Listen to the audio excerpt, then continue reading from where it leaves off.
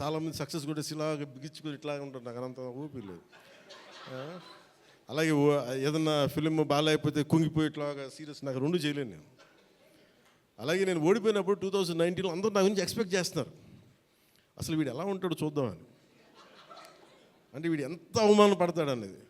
నేనేమనుకుంటానంటే, ఎక్కడో చిన్న ఊళ్ళలో పెరిగి మనం యాక్టర్ అవ్వడమే పెద్ద అనుకుంటే దానికి హిట్, ఇప్పుడు దాని అది కూడా పోయి ఇప్పుడు పార్టీ పెట్టాం, ఓడిపోయాం, నాకు అది పెద్ద సక్సెస్ అనిపిస్తే.